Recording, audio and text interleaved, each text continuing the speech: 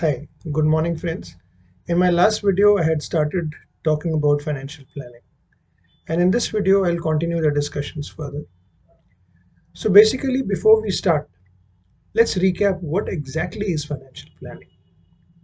So, in simple layman terms, it's about defining your financial goals, aligning goals with your current income, finding the right set of investment avenues.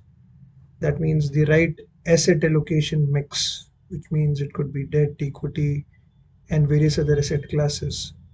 And finally, doing your tax planning to get the best post tax returns.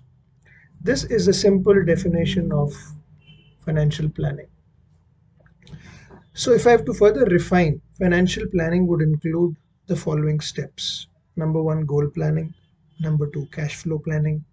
Then, investment planning, risk return planning, and finally, tax planning. Now, it's important to understand that as an individual, we are in certain life stages. So, the sooner you start, the better. So, people in the younger age bracket would benefit more. So, they're probably called the bracket is called learner slash earner category. Then you have a separate category for people who are married and new parents, which would be around the age bracket of 30 to 35, or as we call them, providers. Then once you reach your retirement, it's called empty nesters, which would be again 55 to 65 age bracket. And as you are after your retirement or close to retirement, it's about 60 plus, what we call retirement category. So in this various categories which I've described right now, you have to identify where you currently fall. And the sooner you start, it's better. It's even not late if you start now, but at least make a beginning somewhere. Okay, now let's start with the first thing called goal planning. Now, goal planning would mean prioritizing your future financial goals. Now, each goal would require a different set of corpus, and the goals must be very clearly defined. So, as we use, you must have read in various books also, it's called the SMART framework. Goals must be specific, must be measurable, must be achievable, must be realistic, and you must have time bound goals. So, we call it SMART goals. All right. Next, move forward and let's try to now understand that if I were to define my goals, can I define them more crisply as short term goals, medium term goals, or long term goals? So, for example, if I am currently looking for a 1 year kind of horizon, the goal would be a short term goal.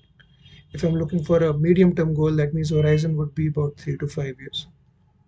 And if I'm looking for a long term goal, the horizon would be approximately 5 years plus. Right. So what are short-term goals? Like I need short-term parking of my funds. Medium term would be, let's say, buying a car or going for a vacation. Number three would be long-term goals like marriage of your kids or higher education or even planning your retirement. So these are called long-term goals. So clearly write down your financial goals and then start planning how you will arrange money or what would be the way to reach that financial goal. Okay. Now, the second thing which I had explained was cash flow, which is a very important thing. Now, what exactly I mean by cash flow? Cash flow means today, let's say I'm earning 1 lakh rupees and I have certain expenditure. So I will keep a close track of, I beg your pardon, close track of all the investments. That means the inflows that are coming to me in the form of salary or bonuses or whatever is my source of income, and the outflow, the expenditure that I make. So this will help me identify wasteful expenditures and also help me to create a budget so that I can align with various goals, let's say short term, medium term, or long term. Now we come to a very interesting thing called investment planning, which is the third and the most critical thing. Once you've defined your goals, once you have done the cash flow, then we talk about the investment avenues which are available, right? So first, let's talk about few important concepts in investments before we get into investment planning. First is called inflation. Now we all understand what is inflation. That means the rising of prices for goods and commodities that we are consuming. Let's say gold 50 years ago was 100 rupees per 10 grams, but today, let's say, just for example's sake, it's about 50,000 rupees. So this is because of inflationary effect over these 50 years. Then you talk about things like power of compounding. You would have heard this, and if you are a finance student, you would understand what is compounding. But for those who don't, compounding means how much your money is multiplying every year. For example, if I keep my money in a bank and bank is paying me 7% interest every year. So let's say at 100 rupees today, and at the end of 1 year, I would get 107 rupees. Now, if the bank gives you compounding, that means every year pays you interest. So then on the 107 rupees, you would get another 7% interest.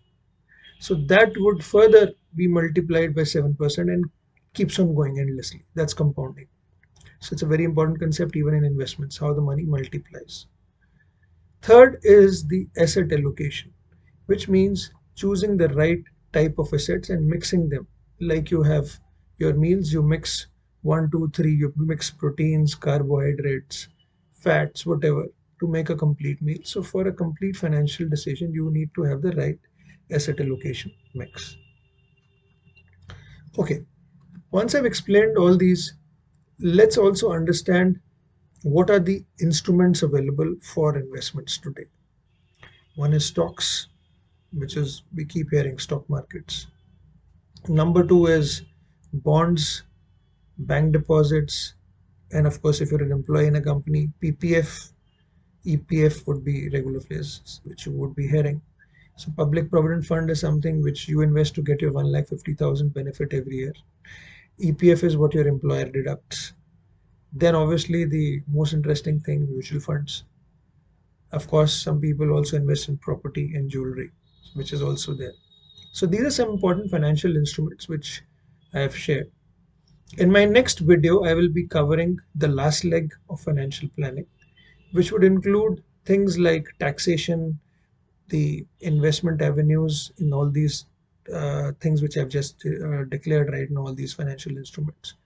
And finally, we like to conclude how exactly financial planning should be done. Thank you very much for watching this video and stay safe.